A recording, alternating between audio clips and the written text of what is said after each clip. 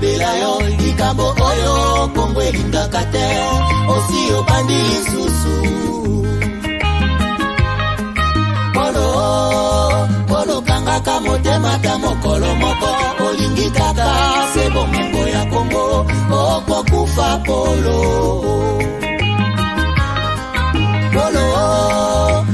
tika kokabola Kongo likambo oyo Soni ya bawande okosambwa Polo pesi confiance kaka na mindele baninga Afrika omona bango pamba okosimba touche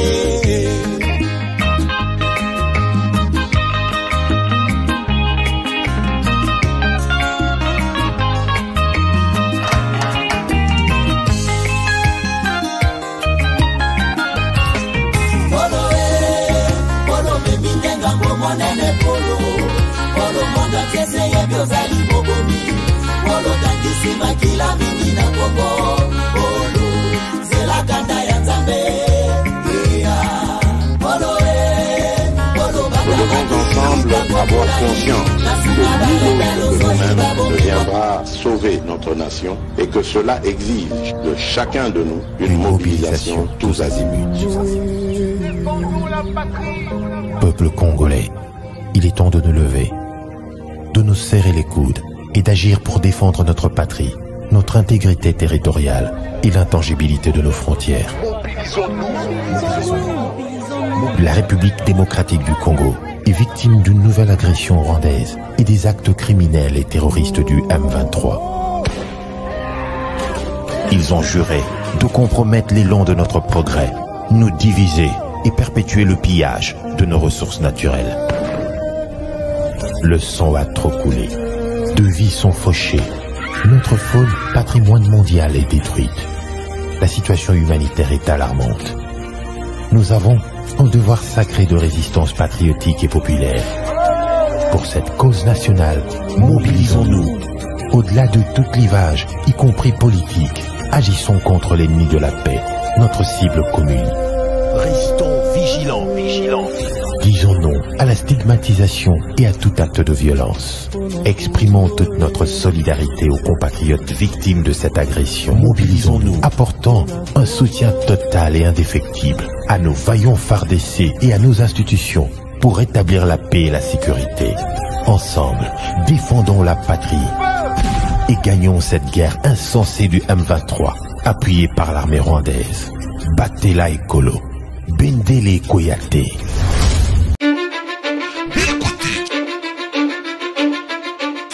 Belcotech Innovation. Belcotech Construction. Belcotech Installation domestique et industrielle. Innovation technologique. Belcotech, c'est aussi l'installation de sanitaire. Avec Belcotech, vos installations sont garanties. Fini les incendies liés aux mauvaises installations électriques. Belcotech Construction. Belcotech, c'est la fusion parfaite entre la Belgique et le Congo RDC. Belcotech Innovation au service du peuple congolais.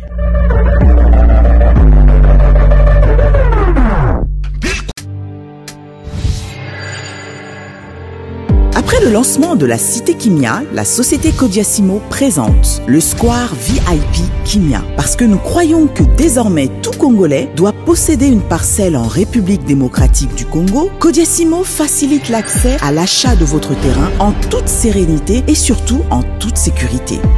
Dans le Square VIP Kimia, à partir de 5 000 $, financez votre terrain, puis sa clôture, et notre équipe s'occupe de sa mise en valeur ainsi que de toutes les démarches administratives jusqu'à l'obtention de votre titre de propriété. De plus, vous avez la possibilité de construire votre maison seule ou de nous confier votre projet immobilier. Désormais, que vous soyez du Congo ou de sa diaspora, avec Kodiasimo, vous êtes à la meilleure adresse pour construire la vôtre. BioEbs Cacao est un cacao en poudre de première qualité, mêlant l'utile à l'agréable, originaire d'Afrique.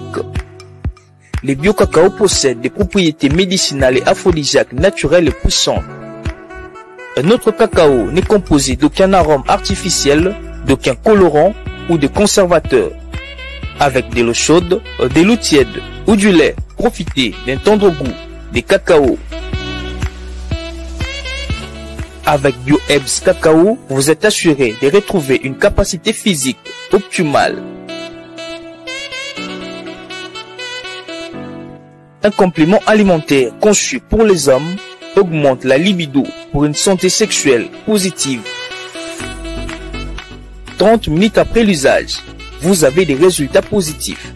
C'est la première fois que j'ai goûté à un complément alimentaire sain, propre, bio, sans produits chimiques et sans aucun effet secondaire et qui fait des merveilles. Tout ce qui est écrit pour ce produit est vrai. Bien fait et pour le cœur et la morale, lutte contre l'hypertension et le diabète. En tant que médecin, je vous conseille d'utiliser.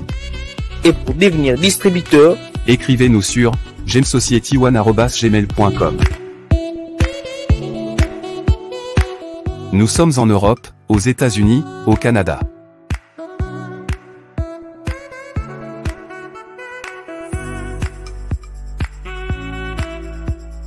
Nous sommes aussi en France et en hors des Congo.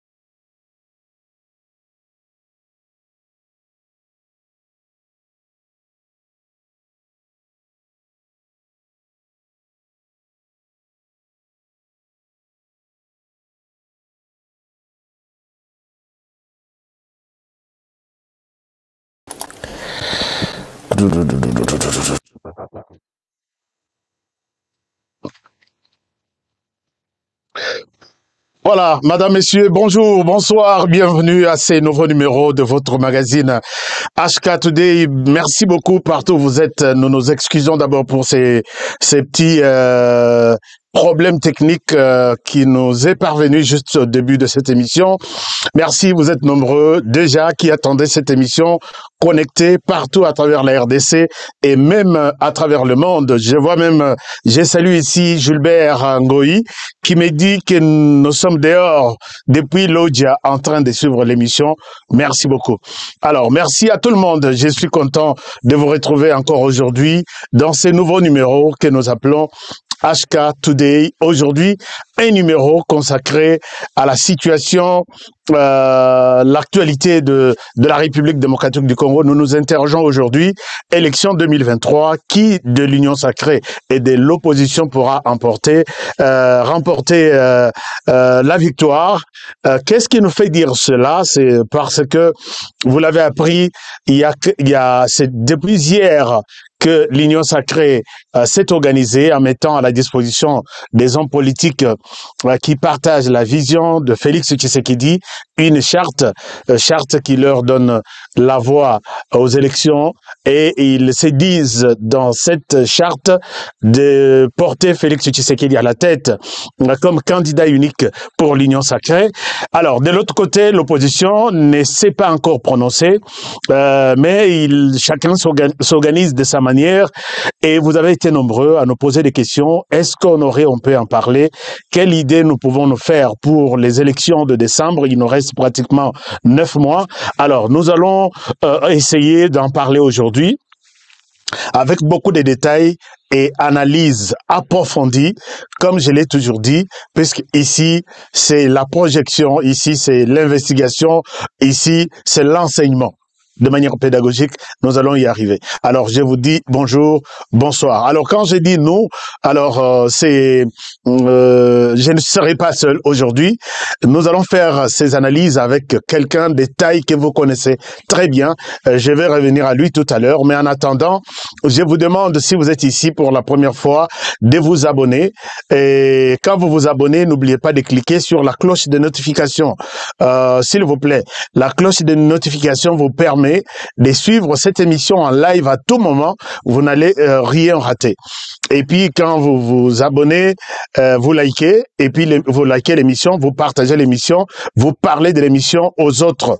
Donc, partout où vous êtes, copiez les liens d'aujourd'hui. Partagez l'émission d'aujourd'hui aux politiciens de la RDC, à la société civile, pour que tout le monde comprenne ce que nous pensons par rapport à l'actualité de la RDC et pourquoi par rapport à ce grand rendez-vous qui nous attend il y a pratiquement 9 mois, qui nous sépare des élections présidentielles, législatives et même communales, non, provinciales et communales aussi. Alors, je suis content d'être avec vous aujourd'hui. Et c'est parti pour ces nouveaux numéros. Alors, je salue tous les partenaires qui sont connectés et qui nous suivent. Et vous qui êtes amis de HK Today, je vous encourage aussi d'aller sur notre chaîne et devenir nos membres. Devenez notre membre, nous vous serons très reconnaissants. Allez-y sur la chaîne, cliquez HK Today, HK Today, HK Today et vous allez cliquer sur rejoindre. Vous allez rejoindre la famille HK Today. Merci. Et si vous avez toutes les questions posées aujourd'hui, puisque nous avons quelqu'un de taille qui va répondre à vos questions. Juste un petit communiqué. Je réponds ces communiqués en lingala pour une bonne compréhension. Bandeko nyonso oyo bazana posa ya investir na États-Unis. Bandeko nyonso oyo bazana posa ya kosomba ndako na États-Unis. Vous êtes en dehors des États-Unis. Vous voulez faire les affaires aux États-Unis. Nous avons l'opportunité de vous accompagner dans ces affaires pour vous installer confortablement. N'hésitez pas, nous avons un seul numéro. C'est le seul numéro que nous avons donné pour nos frères et sœurs qui ont la possibilité. Nous vous avons demandé, Bolongwa, na courant, Bokota na panneau solaire, puisque le monde est en train de changer. Vous êtes d'abord sur les sols américains, tous les 50 États, faites-le. Quittez les courants, puisque les courants, il y a des factures qui dérangent chaque mois, ça bouge, ça bascule. Et j'ai vu quelqu'un même avec une facture de $3000 il y a courant. Alors, dès que vous quittez les courants, ok, n'a pas non, la facture, c'est $10 par mois. Dès que vous quittez les courants, vous allez vers les panneaux solaires, votre facture, il y a courant et il y a $15 par mois. Alors, c'est une très bonne opportunité. Je vous encourage de le faire. Prenez les numéros. Mais quand vous prenez ces numéros, n'appelez pas puisque les gens sont tellement busy. Écrivez d'abord votre souci. Panneau solaire. 2 points. Bonjour, monsieur Honoré. Voici. Vous commencez votre message avec panneau solaire. Donc, je sais que ce message, c'est pour les panneaux. Si vous voulez investir ici, vous commencez votre message par business aux USA, business aux États-Unis. Et là, je comprends que ça, c'est un message pour les business, ça, c'est un message pour tout. Et je donne ça aux experts qui travaillent dans ces domaines-là. Ce n'est pas moi. Moi, je suis en train juste de vous présenter les opportunités qu'il y a pour vous. Alors, les numéros, c'est +1 385 394 1108. +1 385 394 1108. Écrivez tout simplement, n'appelez pas puisque vous risquez de nous prendre pour des escrocs alors que tous en habituent à escroter. Alors revenons à notre sujet. Vous avez vu le sujet aujourd'hui. Regardez cette photo.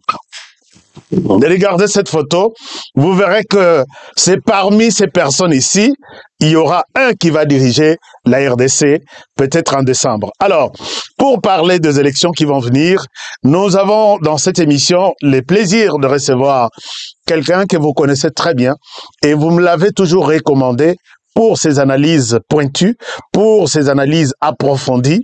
Et aujourd'hui, il est avec nous. J'ai le plaisir de vous présenter Eric Mwamba, journaliste d'investigation, qui intervient dans cette émission depuis Australie, là où, je ne sais pas, il est quelle heure là-bas. Eric Mwamba, bonjour. Eric,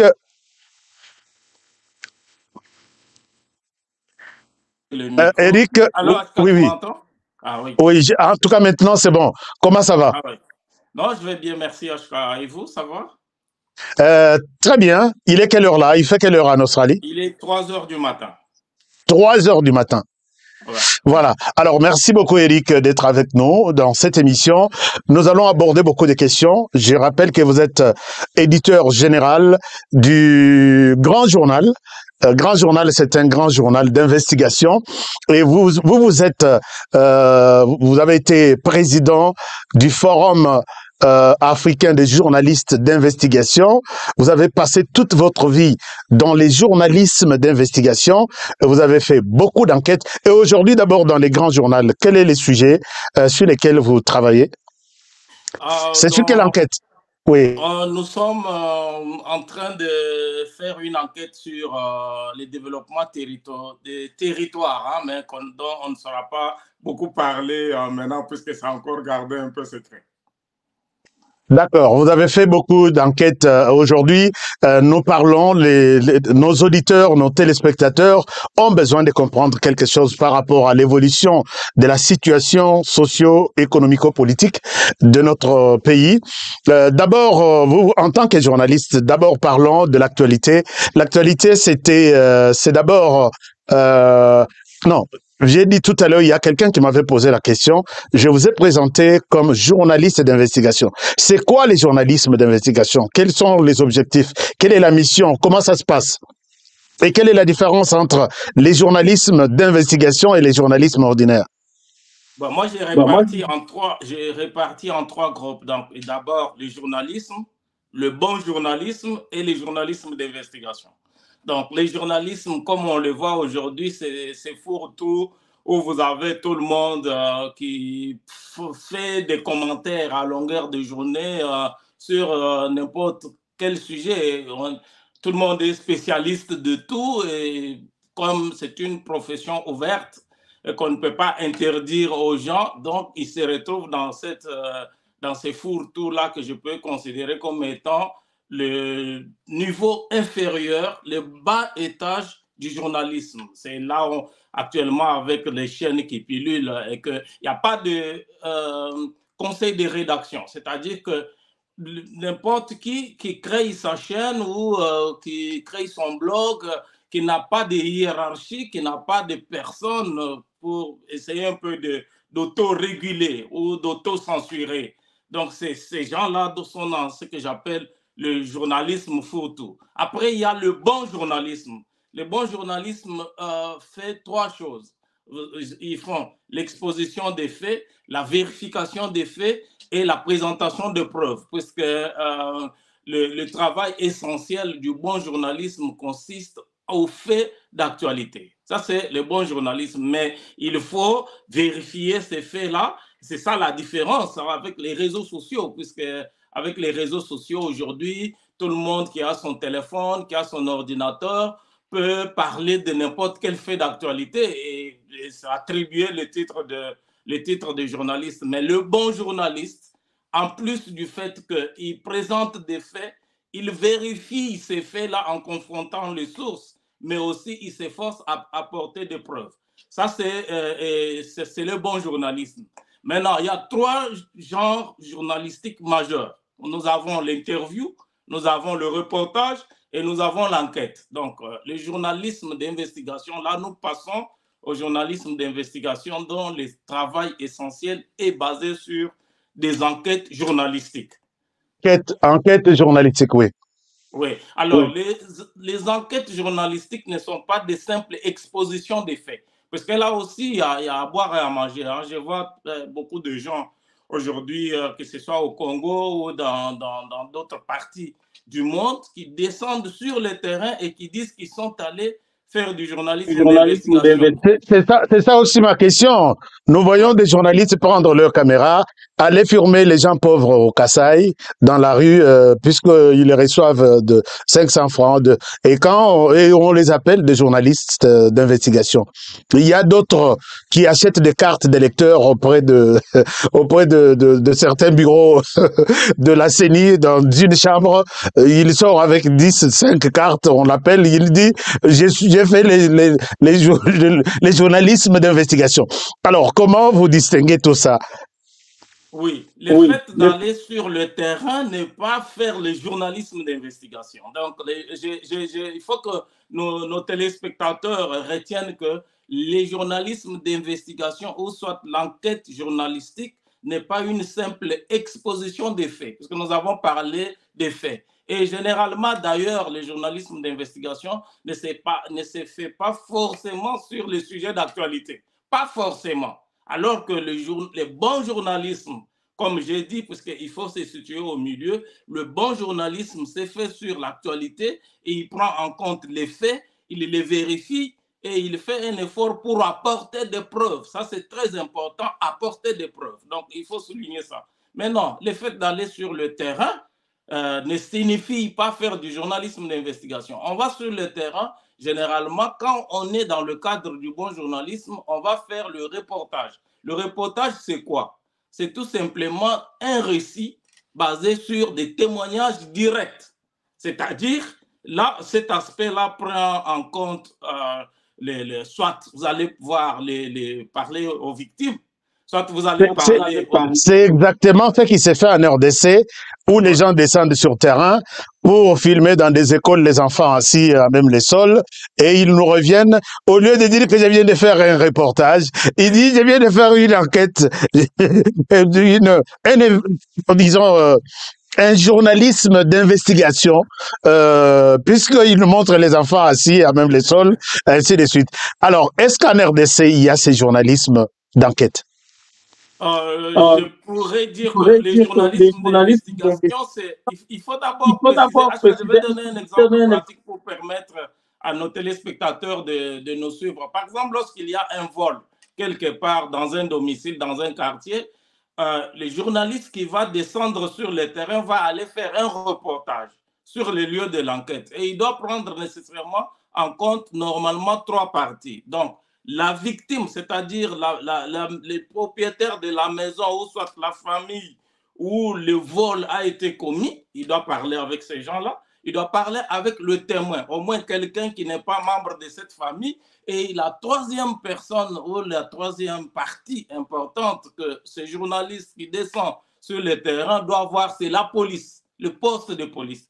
Puisque le poste de police, ou soit le policier, le commissariat ou quelque chose dans ce sens-là, va expliquer, puisque lorsqu'on vole chez quelqu'un, il faut que cette personne se réfère à la police pour déposer plainte. Alors, le journaliste va parler avec le poste de police qui va lui expliquer que non, nous avons une piste, puisque quand nous regardons le mode opératoire, nous pensons que c'est un criminel qui est dans notre fichier, etc., etc. Donc, ça, c'est le reportage. Maintenant, l'enquête journalistique, c'est, pour répondre à votre question, le journalisme d'investigation est une profession à part entière, mais qui n'existe pas encore au Congo, qu'on retrouve généralement dans le pays anglophone. Non, ne me dites pas ça. Ouais. On a présenté il y a 2 semaines ou 3 semaines un journaliste qui aurait acheté des cartes dans des maisons de gens, qui aurait utilisé, comment dirais-je, de certaines personnes pour recevoir des cartes montant montrant que le système électoral n'est pas sécurisé, les systèmes n'existent pas, ne fonctionnent pas. Et tout le monde qui soutient cette approche parle du journalisme d'investigation. Est-ce qu'il y a eu investigation dans cette histoire? Non, dans le cas de cartes d'électeurs qui ont été achetées et qui ont été montrées sur une chaîne YouTube dont je ne saurais pas citer le nom pour ne pas faire sa publicité, il ne s'est pas agi d'une enquête journalistique. Je vais présenter les caractéristiques d'une enquête journalistique pour permettre à ceux qui nous suivent de savoir une enquête journalistique, c'est quoi. Donc, première caractéristique d'une enquête journalistique, c'est l'originalité de ce travail. Deuxième caractéristique, c'est la profondeur de ce travail.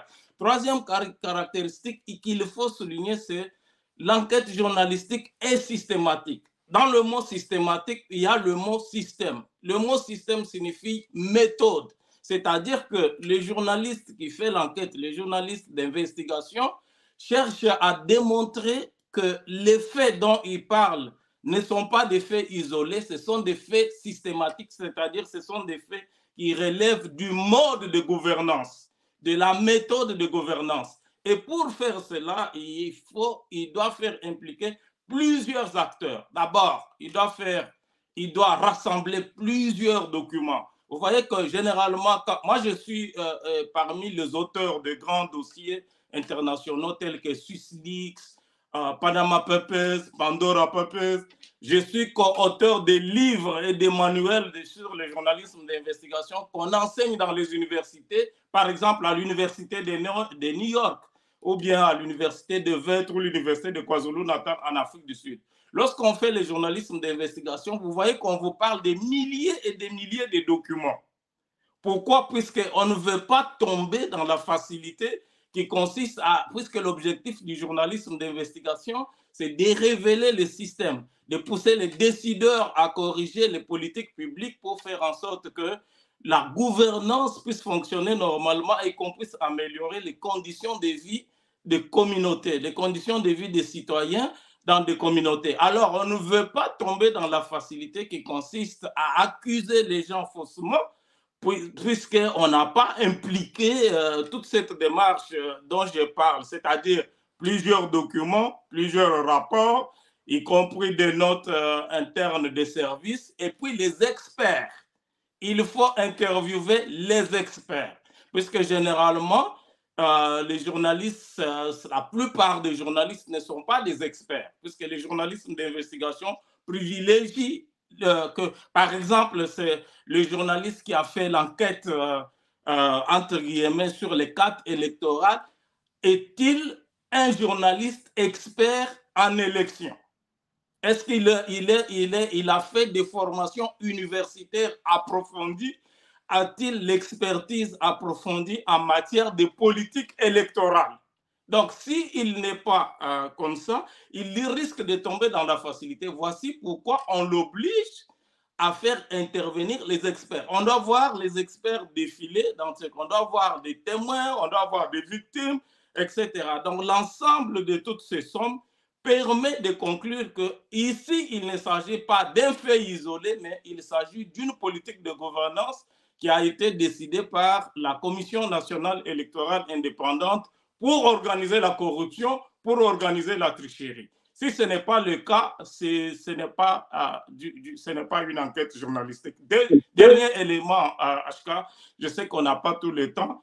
En journalisme d'investigation, nous n'achetons pas les informations. On n'achète rien. On ne fait pas intervenir... On n'achète pas, oui. Non, on ne fait pas intervenir l'argent, puisque j'ai vu l'auteur de cette histoire a dit, il demandait même que les gens lui donnent beaucoup d'argent pour qu'il aille acheter beaucoup d'autres cartes. Donc si vous avez besoin d'aller acheter des cartes, par exemple, pour démontrer que les agents sont corrompus, vous n'avez pas besoin d'être un journaliste. N'importe qui peut aller soudoyer et puis venir avec les cartes. Et si tous ces éléments-là montrent qu'il ne s'agit pas d'une enquête journalistique, puisque c'est d'abord le journaliste d'investigation fait son travail sur une base légale, c'est-à-dire il y a un endroit. Oui. Merci beaucoup, Eric Mwamba. Ça me rappelle une enquête que j'ai faite sur la disparition de grands singes chez nous qui sont transportés au Rwanda. Aujourd'hui, le Rwanda devient une plaque tournante là où toute la planète peut venir visiter le grand singe. Et cette enquête m'a pris pratiquement un mois. J'ai passé une nuit dans la forêt de parc de Virunga, parc Kaouzi-Biega. Je suis allé voir les experts de la région, au niveau de la région de Grand Lac. J'ai fait intervenir toute une centaine de personnes et c'était mais mon enquête n'a pas été considérée à l'époque par les gouvernements congolais. Aujourd'hui, chez nous, les grands singes sont presque en voie de disparition. On n'en parle même plus, mais c'est au Rwanda maintenant qu'ils existent, alors que ça existait uniquement en RDC. Alors, passons à autre chose. Eric Mamba, merci pour ces cours que vous venez de nous donner et que vous venez de donner même à nos frères qui prétendent faire du journalisme d'investigation, mais ils ne les font pas comme vous venez de nous expliquer. Ils les font pas sur base de leurs sentiments, sans pour autant réunir tous les éléments qui peuvent qualifier une enquête d'une enquête d'investigation. Alors, très rapidement, un point important, dans nos universités au Congo, il n'y a aucune université qui a la faculté du journalisme d'investigation, mais il y en a en Afrique du Sud, à l'université. Pour toute l'Afrique du Sud, il y a une seule université, à Johannesburg, Wits University, qui a le département du journalisme d'investigation. C'est là où vous avez même été président du Forum africain de tous les journalistes africains d'investigation, je me rappelle, et vous en avez beaucoup formé, beaucoup. Exact. Vous avez suivi quand même qu'il y a un journaliste qui était molesté, attaqué, agressé en France. Il s'agit de Christian Bossembe, que vous connaissez peut-être d'ailleurs mieux. Christian Bossembe a été agressé en France et d'après ses agresseurs, il est un collabo. Comment vous avez accueilli cette histoire, cette nouvelle, et quel a été votre sentiment? Bon, c'était un sentiment d'indignation puisque c'est le groupe qui agresse des gens en Europe, c'est un groupe terroriste puisque c'est un groupe qui n'a pas d'organisation, qui n'a pas de personnes de référence et qui n'a pas de revendications. Donc, ils s'attaquent à tout le monde, ils peuvent s'attaquer à tout le monde à n'importe quel moment. C'était un sentiment d'indignation parce qu'aujourd'hui, on ne peut plus recourir à la force physique pour régler des problèmes. Je pense que ces gens qui frappent les autres dans un monde civilisé comme la France ne sont pas différents de ce qui se passe avec les groupes terroristes du M23 et bien d'autres que nous sommes en train de décrire. Mais je pense qu'il appartient au gouvernement de la RDC d'engager des dialogues avec le gouvernement français dans le cadre de la coopération judiciaire pour mettre fin à ces groupes terroristes qui peuvent s'attaquer à tout le monde, à tout moment. Merci beaucoup, Eric Mwamba. Nous évoluons avec ces débats. Nous avons reçu beaucoup de questions à notre rédaction concernant la situation politique aujourd'hui. Il nous reste pratiquement 9 mois et les Congolais vont avoir un nouveau dirigeant ou un nouveau président. Alors, la situation devient de plus en plus sérieuse puisque pas plus tard qu'hier, l'Union sacrée à l'époque considérée comme quelque chose. Je comprends, il y a un de nos frères collègues journalistes qui l'a traité de quelque chose Ezanga Mutu, Ezanga Mukila, donc quelque chose sans sens. Et ils se sont organisés en mettant en place une charte. Ils ont signé une charte et se sont décidés d'évoluer ensemble avec comme candidat unique, c'est d'après leur vision, Félix Tshisekedi. Mais en face de l'Union sacrée, il y a aussi l'opposition qui doit aussi, puisque la mission de l'opposition, c'est de faire tout pour arracher le pouvoir entre les mains de celui qui le détient aujourd'hui, qui est Félix Tshisekedi. Alors, vous êtes devant ces tableaux, les tableaux ici, qui vous donnent une idée générale par rapport à ce que je suis en train de parler. À votre droite, vous avez toutes les grandes figures de l'opposition. Je ne sais pas si j'ai oublié, on a oublié d'autres. Et à votre gauche, vous avez toutes les grandes figures du pouvoir. Alors, quelle est votre analyse par rapport à cette situation? Qui de ces deux groupes pourra remporter les élections de 2023 en décembre? Moi, quand je regarde les débats sur les réseaux sociaux ou même dans les médias traditionnels concernant les futures élections, ça me fait rire un peu. Hein. Donc, en fait, il y a plusieurs facteurs positifs en faveur du président Félix Tshisekedi. Plusieurs facteurs positifs. Aujourd'hui, je veux parler peut-être de 3 de ces facteurs-là pour permettre à nos téléspectateurs... Allez-y, vous avez la parole. Oui. Le premier facteur, c'est quand vous parlez avec les gens à l'Est, puisque nous parlons avec des gens à l'Est de la République démocratique du Congo par rapport à la situation qui prévaut, puisque l'épine dorsale, c'est-à-dire que le caillou dans la chaussure aujourd'hui de la RDC, c'est l'insécurité à l'Est de la RDC. Et quand vous parlez avec des gens à l'Est de la RDC, tous, ils vous disent que Tshisekedi, c'est leur favori. Il ne faut pas suivre ce qui s'est fait sur les réseaux sociaux. Pourquoi? Puisque les gens à l'Est, ils estiment que Tshisekedi était le seul qui a regardé Paul Kagame en face, qui a démystifié Paul Kagame par rapport à la situation de l'insécurité en RDC. Puisque tout le monde avait peur, puisqu'avant l'avènement de Tshisekedi, tout le monde avait peur de Kagame. Personne ne pouvait regarder Kagame dans les yeux. C'est ce qui a fait d'ailleurs que l'armée congolaise, les services de sécurité ont été fragilisés, puisque chaque fois que Kagame disait qu'on déverse le Rwandais dans l'armée congolaise, on les faisait. Personne, tout le monde obéissait. Tous les différents groupes armés, on voit la chronologie des différents groupes armés, comment ils se sont créés depuis 1997, depuis l'AFDEL jusqu'à aujourd'hui. On voit la chronologie, comment les différents groupes armés se créent et comment ils se terminent.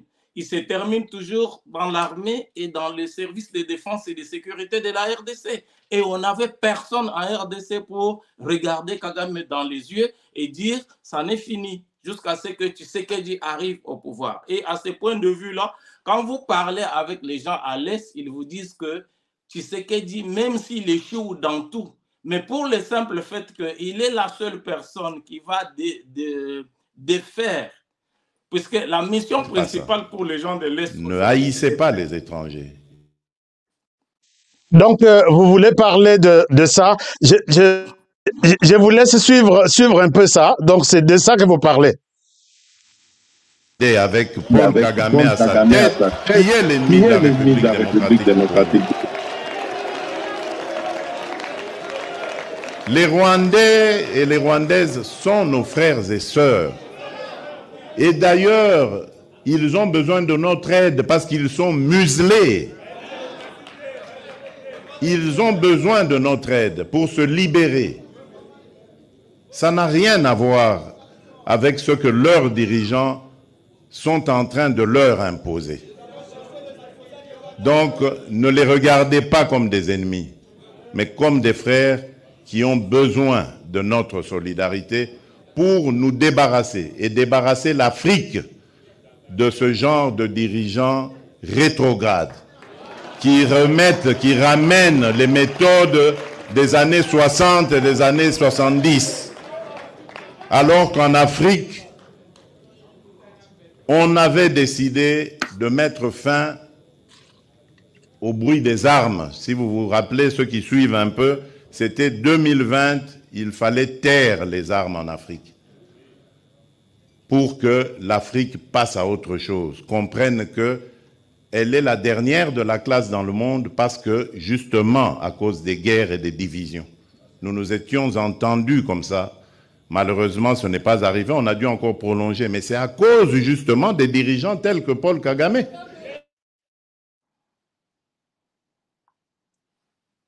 Alors, vous aviez la parole, vous dites que c'est ce genre de discours que les gens de l'Est n'ont jamais entendu et ils croient en Félix Tshisekedi. En fait, ce n'est pas moi qui l'ai dit, c'est pas moi qui l'ai dit, HK, ce sont des gens de l'Est et ce sont des amis au Rwanda. Donc, que ce soit le Rwandais, que ce soit le Congolais de l'Est, Félix Tshisekedi a la responsabilité et la mission historique de défaire le régime de Kagame avant que lui ne puisse finir sa mission. Et alors, à ce titre-là, de ce point de vue-là, pour les électeurs de l'Est, Tshisekedi peut échouer dans tout. Mais tant qu'il poursuivra d'attaquer Kagame, tant qu'il continuera de pourchasser, d'affaiblir Kagame jusqu'à les détrôner du pouvoir à Kigali, ils vont voter massivement Tshisekedi. Ça, c'est le premier élément.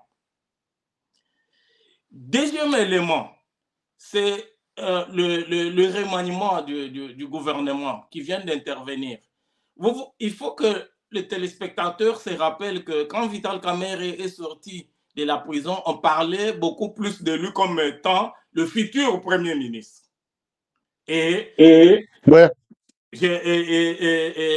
Tshisekedi a fait un gouvernement en nommant Vital Kamerhe à un poste ministériel inférieur à celui sous la responsabilité de Sama Lukonde, qui n'est pas un chef d'un parti politique, parce qu'il faut savoir que Vital Kamerhe a un grand parti politique qui a pignon sur rue au niveau national, mais il a accepté, sous le leadership de Félix Tshisekedi, de travailler sous la responsabilité de Sama Lukonde, qui n'est pas un chef de parti politique, mais qui est filleul de Félix Tshisekedi.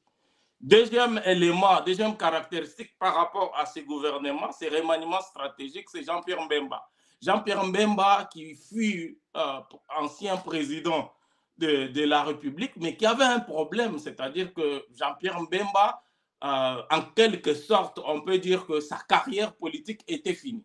Donc, Tshisekedi, que ce soit dans le cas de Mbemba comme dans le cas de Vital Kamerhe, qui viennent tous les deux des condamnations judiciaires très lourdes, ont accepté de faire profil bas devant Félix Tshisekedi, qui les a en quelque sorte repêchés, puisqu'il faut savoir qu'en politique, on parle des rapports de force. C'est-à-dire que Félix Tshisekedi était la seule personne aujourd'hui capable de repêcher, donc capable de redonner une seconde vie politique à Vital Kamerhe et à Jean-Pierre Mbemba. Et en retour, Mbemba et Kamerhe vont faire sa campagne dans leurs zones d'influence respectives, notamment une partie de l'Est pour Vital Kamerhe, puisque à l'Est, n'oublions pas que j'ai déjà parlé du premier facteur qui milite en faveur de Félix Tshisekedi, ce sont les habitants de l'Est qui espèrent en Félix Tshisekedi pour la fin de la guerre. Et il faut savoir que cette guerre va finir totalement avant les élections.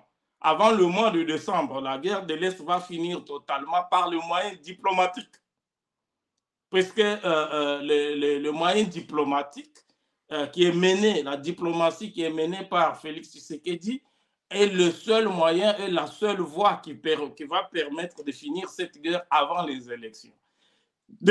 Ça, c'est le deuxième facteur. Mbemba et Kamerhe qui ont été repêchés politiquement par Félix Tshisekedi et qui, en retour, lui font allégeance et ils vont battre sa campagne. Alors, quand vous regardez la configuration du gouvernement actuel, Tshisekedi est le seul maître à bord de toute la RDC. Puisque si vous regardez la composition d'autres institutions telles que le Sénat, où il y a Modeste Bahati, qui est aussi originaire du Kivu, telles que l'Assemblée nationale, où il y a le président Bosso, qui est du Grand Bandundu, etc. Ce sont des leaders transgénérationnels. C'est-à-dire que Bahati, Bosso, même Jean-Pierre Mbemba, ce sont aujourd'hui des leaders transgénérationnels, même dans une certaine mesure Vital Kamerhe, puisque tous ces leaders viennent de l'époque de Mobutu.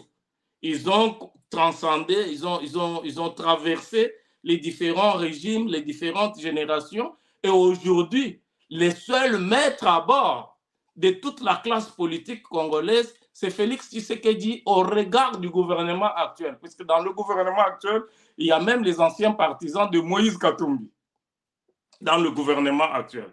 Donc, le deuxième facteur positif pour Tshisekedi, c'est le gouvernement. Troisième facteur,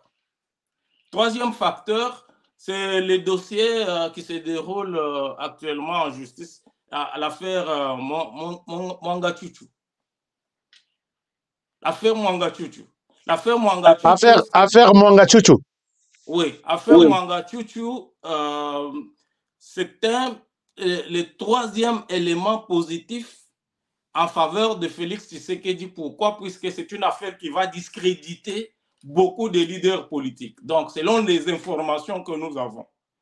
Donc, l'affaire va révéler beaucoup de saletés. Donc, beaucoup de leaders politiques qui complotent contre la République démocratique du Congo, notamment les Moïse Katumbi et même les évêques catholiques. Beaucoup d'évêques catholiques.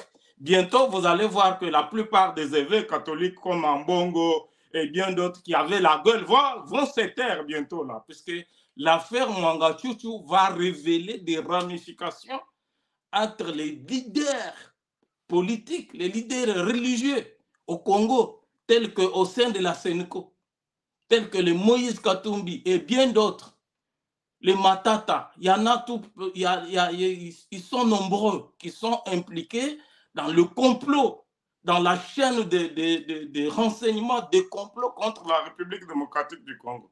Donc, cette affaire, dans le jour à venir, va révéler tous ces complots et du point de vue de la population, c'est grâce à Félix Tshisekedi qu'on peut organiser ces genres de procès retentissants, puisqu'il faut savoir que Mwanga Tchouchou, c'est quelqu'un qui permet aux puissances étrangères de faire la même base sur l'économie de la RDC, et il n'est pas seul.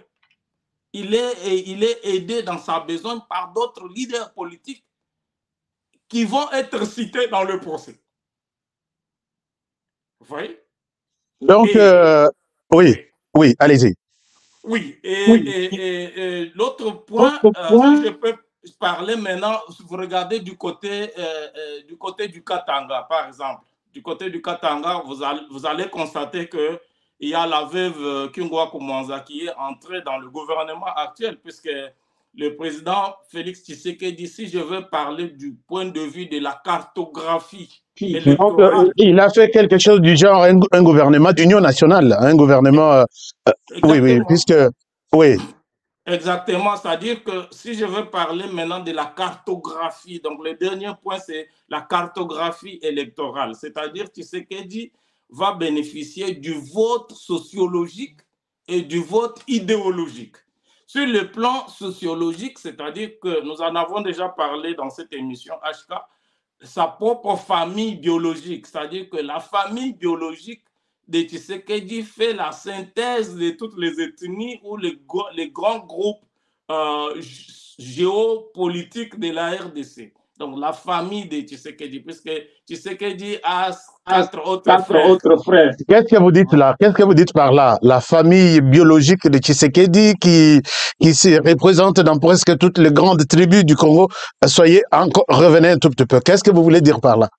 Oui, c'est-à-dire que les frères de Félix Tshisekedi et ses frères ne sont pas mariés au Kasaï. Donc, ne sont pas, c'est pas une famille. Ça, c'est très important aussi. Oui, c'est une famille qui fait la synthèse de tous les groupes socio-linguistiques de la RDC. Donc, dans cette famille, vous avez le Katanga, vous avez un frère du président qui est marié au Katanga. Vous avez un frère du président qui est marié, au moins un des frères du président qui est marié dans une autre province, et la propre fille du président aussi qui est mariée dans une autre province. Donc, ça fait pratiquement toutes les provinces de la RDC, y compris aussi l'épouse du chef de l'État. Ce qui est à souligner ici, est que tous les fils d'Étienne Tshisekedi, personne n'a épousé une femme du Kasaï. Non, personne. Non. Ce qu'il faut souligner. Or, toutes ces filles représentent des grandes tribus des différentes provinces de la RDC. Donc, ça aussi, c'est un avantage. C'est ce que vous voulez dire. Donc, allez-y. La première dame qui n'est pas aussi du Kasaï et qui a aussi un bon carnet de contacts aussi, et pas les moindres. Oui, ça c'est du point de vue sociologique, c'est-à-dire puisque le vote est d'abord sociologique, puisque les gens vont d'abord voter leurs frères sur le plan sociologique, donc sur le plan familial. Ils vont d'abord se voter entre eux. Ça c'est la règle partout dans le monde. Le fils de Joe Biden ne va pas voter Donald Trump, il va voter Joe Biden aux États-Unis. Emmanuel Macron, Brigitte Macron, les frères de Brigitte Macron vont voter d'abord Emmanuel Macron. Ça, c'est une règle. Donc, cette règle aussi s'applique beaucoup plus en RDC aussi. Donc, Tshisekedi bénéficie de cet atout favorable du vote sociologique. Et maintenant, du point de vue idéologique, le parti l'UDPS est allié de l'UDPS, parmi lesquels aujourd'hui tous les grands partis sont alliés de l'UDPS. Dans lequel vous avez l'UNC, vous avez le MLC de Jean-Pierre Bemba. Vous avez l'UNC, vous avez le MLC, vous avez l'AFDC, vous avez les partis Nemboso qui n'est pas aussi grand, puisqu'on n'a pas trop de... les partis à combien de députés? Mbosso qui n'est pas grand, mais Mbosso qui a une voix portante, une voix qui porte en tant que président de l'Assemblée nationale. Et puis vous avez du côté de l'Équateur, vous avez plusieurs nouveaux leaders du côté de l'Équateur. Vous avez les Moussa, vous avez les Guy Luando, vous avez les Moussa, vous avez les Lia, vous avez les Liaou, vous avez... Oui, tous ces nouveaux leaders, ces nouveaux jeunes leaders du côté de l'Équateur, et que vous avez aussi beaucoup de les nouveaux leaders que Félix Tshisekedi a créés au Katanga, comme les Samadou Kondé, les Dani Banza, le Guilin Nyembo, le directeur de cabinet du chef de l'État, et bien d'autres. Hein. Même à l'Est, vous avez des nouveaux leaders aussi, comme le Tina Salama, qui est de l'Est aussi. Donc vous avez en fait Tshisekedi ratisse large du point de vue sociologique et du point de vue idéologique. Mais qu'en est-il du Congo central? Apparemment, on n'en parle pas.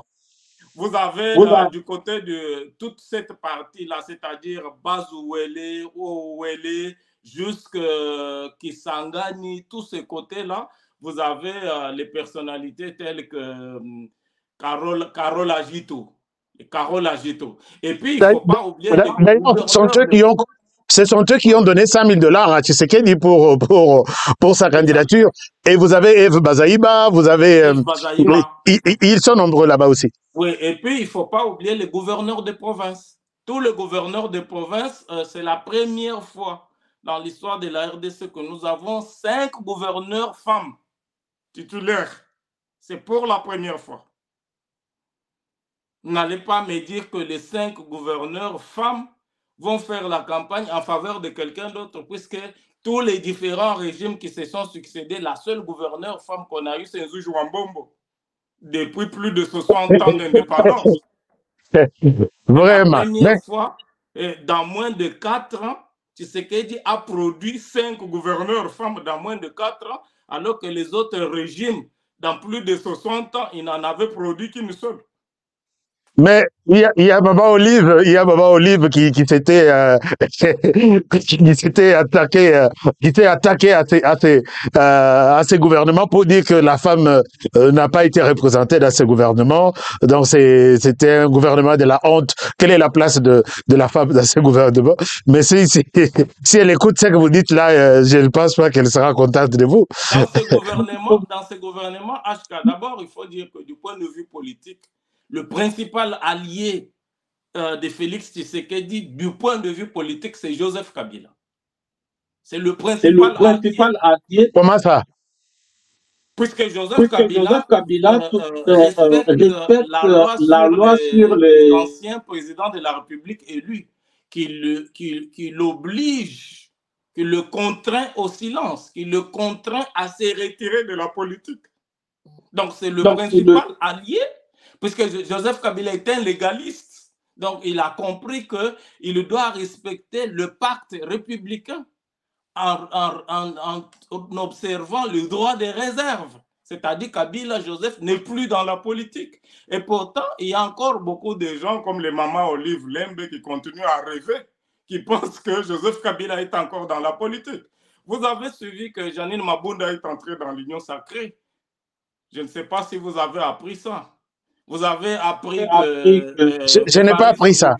Évariste Bouchab, le grand idéologue kabiliste, est entré dans l'Union sacrée, c'est-à-dire qu'ils ont compris avec retard que le premier soutien du président Félix Tshisekedi, c'est Joseph Kabila, en observant le pacte républicain, puisque la loi sur la protection des anciens chefs d'État élus a été élaborée pour protéger l'ancien président et lui demander de quitter définitivement la politique. C'est ce que Joseph Kabila est en train de faire.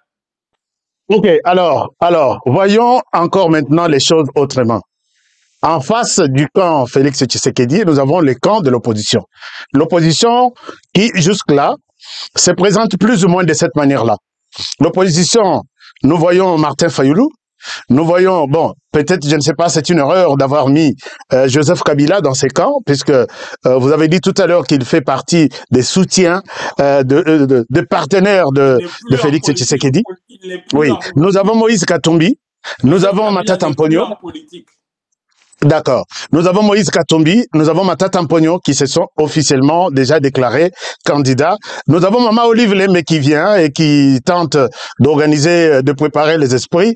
Nous avons Jean-Marc Kabond qui n'est pas aussi le moindre, qui est aussi sollicité de part et d'autre. Mais sans oublier Dr Mukwege, nous ne l'avons pas ajouté ici. Quelle est la chance? Bon, en fait, on n'a pas abordé les faiblesses ou les risques du côté Union Sacrée, peut-être on y reviendra.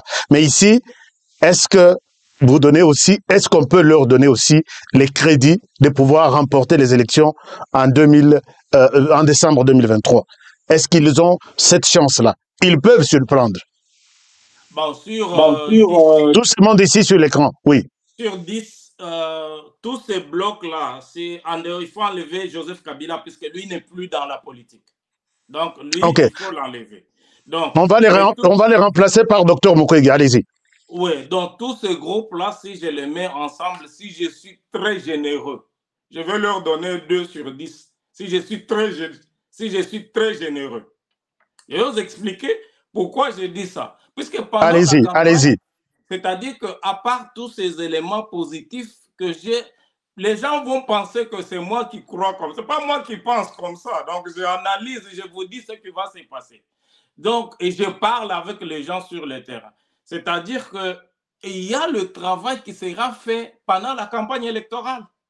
Et pendant la campagne électorale, les équipes de campagne vont démontrer qui a fait quoi. Puisque de toutes ces personnes-là, par exemple, la personne le plus grand agitateur, c'est Moïse Katumbi et son équipe. Or, Moïse Katumbi, pendant la campagne, on va démontrer comment il a contribué à la destruction de l'économie de la RDC.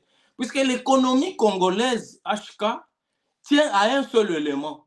L'économie congolaise, telle qu'elle a été créée par les Belges, donc les colonisateurs, tenait à un seul élément, c'est le chemin de fer. C'était le seul élément qui permettait à l'économie congolaise de tourner. Pourquoi? Puisque vous vous rappelez, Stanley avait dit, sans le chemin de fer, le Congo ne vaut pas un penny. Quand les locomotives circulaient, il y avait au moins 3 locomotives, 3 trains de personnes qui circulaient pendant 3 fois dans la semaine, et il y avait des trains marchandises qui circulaient tous les jours. Et un train qui quitte Ilebo, qui va circuler arroser l'ensemble jusqu'au maniement. C'est-à-dire que les fruits, les vivres frais, les légumes pouvaient quitter Ilebo et circuler sur l'ensemble du territoire national dans 2 jours. Être mangé au maniement. Oui, à Kindu, par exemple. En 2 jours, à moins de 48 heures. Donc, qui a détruit l'économie du chemin de fer. Puisque les autres biens navigables étaient difficiles, c'est comme ça que Stani a dit il faut construire les chemins de fer. Et les chemins de fer, il y a eu, le Congo-Brazzaville n'a pas su faire. Nous avons un chemin de fer de 1500 km construit en 5 ans. Alors que les Congolais de Brazza, ils ont fait 500 km en plus que 5 ans. Mais qui a détruit l'économie du chemin de fer? Il s'appelle Moïse Katumbi. C'est lui qui a détruit l'économie du chemin de fer. Je me suis retrouvé plusieurs fois avec toi au Katanga, en train de mener HK. Donc, c'est pas toi qui vas l'ignorer. Hein? Oui, nous nous sommes retrouvés dernièrement, on le dit d'ailleurs. Oui. C'est pas toi qui vas l'ignorer. Donc, Moïse Katumbi, pendant qu'il était gouverneur, il a créé le système d'évacuation des minéraux par la voie terrestre en s'attribuant les biens de l'État congolais. Donc, le chemin de fer, la Société nationale de chemin de fer a été expropriée au profit de Moïse Katumbi. Mais il n'y a pas eu que ça. Il y a eu la Poste, il y a eu la Safricas, il y a eu la Gécamine, tous les biens de l'État. Et ce débat interviendra pendant la campagne avec des documents. Alors, est-ce que l'opposition ne pourra pas fermer les yeux sur ça, tout en disant que c'est déjà une page qu'on peut tourner et lui donner une chance et avoir un candidat unique, et peut-être ils peuvent faire les choix sur lui et il pourra relever les défis et puis peut-être remettre tout ça dans ce que vous regrettez, le remettre en place pour les Congolais. Est-ce que vous ne voyez pas que si l'opposition, est-ce que l'opposition peut avoir un candidat unique et peut-être la chance peut tomber sur Moïse Katumbi? Mais pour risquer de reproduire les scénarios de 2018 avec le candidat unique, rappelez-vous qu'en 2018, comme lors des élections antérieures, l'UDPS n'était jamais pour la candidature unique. Depuis déjà à l'époque de Tien Tshisekedi, l'UDPS considérait que le candidat unique violait la démocratie. Puisqu'en démocratie, il faut laisser tout le monde libre de présenter sa candidature. Mais quand vous regardez du point de vue, du point de vue idéologique, le parti de Moïse Katumbi, ensemble, c'est un parti de cadres. Ce n'est pas un parti de masse. C'est-à-dire que même si l'opposition faisait de lui leur candidat, mais il sera élu par qui? Puisque le parti de masse au Congo, le premier parti de masse, c'est l'UDPS. Et vous avez le MLC, vous avez l'UNC, tous les partis de masse sont réunis autour de l'UDPS. C'est-à-dire avec d'autres facteurs. Tous les partis de masse sont dans un bloc. Oui, tous les partis de masse sont dans un bloc. Mais qu'est-ce que vous expliquez? Qu'est-ce que vous dites? Mais qu'est-ce que vous expliquez par là? Puisque quand nous voyons Moïse Katumbi atterrir à Goma, il y a de masse, il y a un monde qui vient l'accueillir. Quand nous voyons, puisque là, il a des alliés, c'est Kamitatu et l'autre ici, c'est, comment il s'appelle? Celui qui est de Kindu. Les grands alliés de Moïse. Hein? Salomon. Alors, quand il atterrit à Kindu, il atterrit à Goma, Bukavu, il y a des gens qui viennent l'accueillir. Est-ce qu'on ne pourra pas dire que c'était aussi un parti de masse?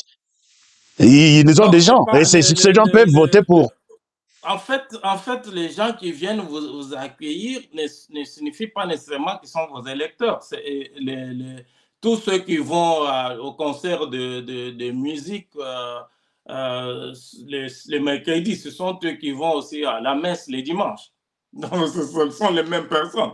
Cela ne veut pas dire que les gens qui viennent admirer un fou, puisque même le fou sont suivis par des foules. Donc, en sociologie, on dit la foule est folle.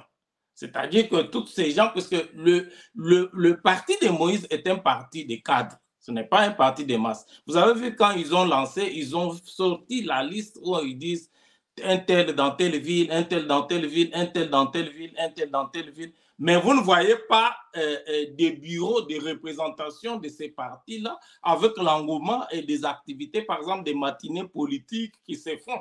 Ça n'existe pas.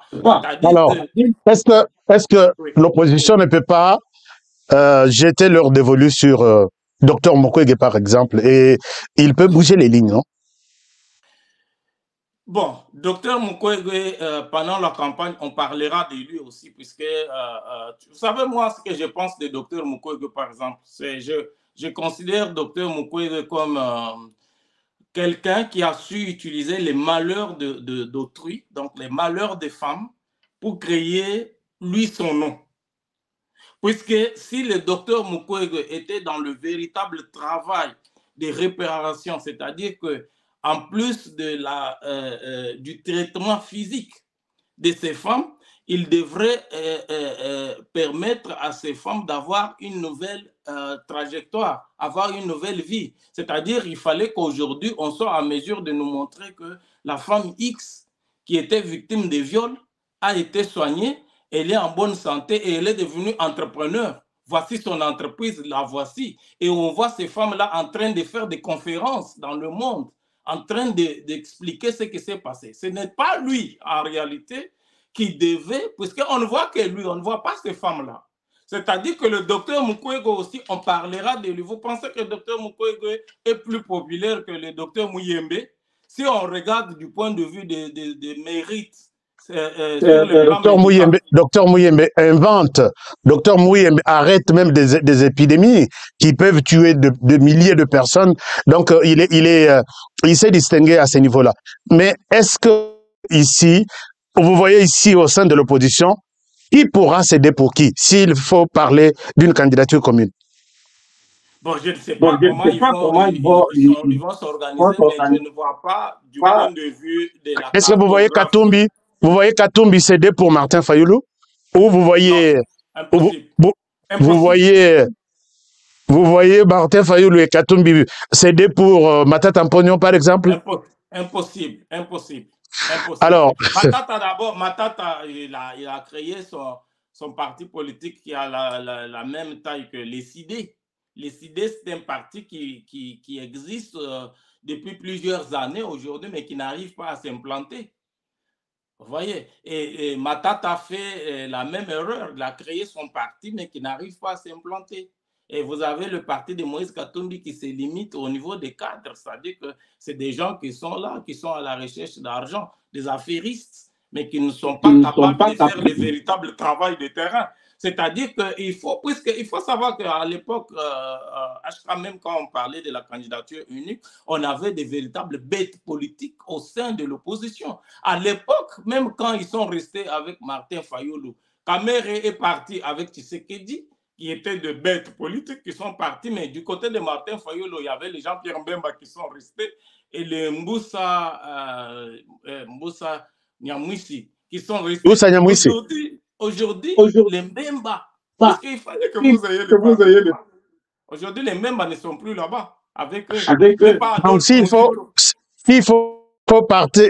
parler d'un parti de masse, ici, vous avez dit que les partis de Martin Fayulu ne s'est pas imposé sur terrain. Les partis de Moïse Katumbi, c'est un parti de cadres. Les partis de Matata Mponyo, un nouveau parti qui n'est pas encore beaucoup plus imposant. Et les partis de Jean-Marc Abound, presque même chose. Docteur Mukwege qui n'a pas de parti politique. Alors, donc, vous voyez que l'opposition n'est pas en mesure de prendre les pouvoirs en décembre. Si vous suivez bien les discours de l'opposition, ils parlent plus de la probabilité du glissement. Donc, ils sont l'opposition autour de Moïse Katumbi et toutes ces personnes. Ils sont dans la logique de 2018 où ils ne croyaient pas dans les élections. Donc, ils croyaient. C'est pour cela, en 2018, l'UDPS avait dit avec ou la machine à voter, nous irons aux élections.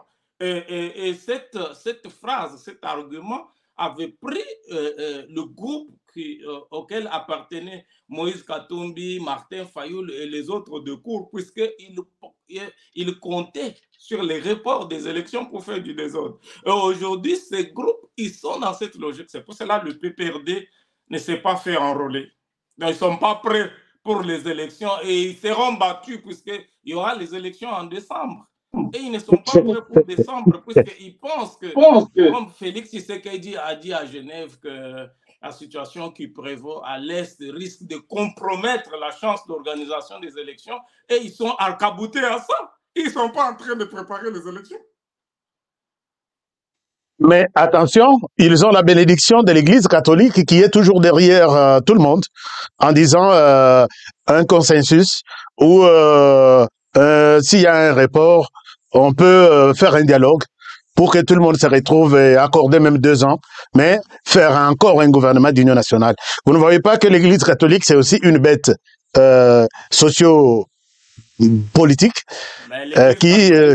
qui pourra accompagner un des candidats et puis peut-être changer les choses.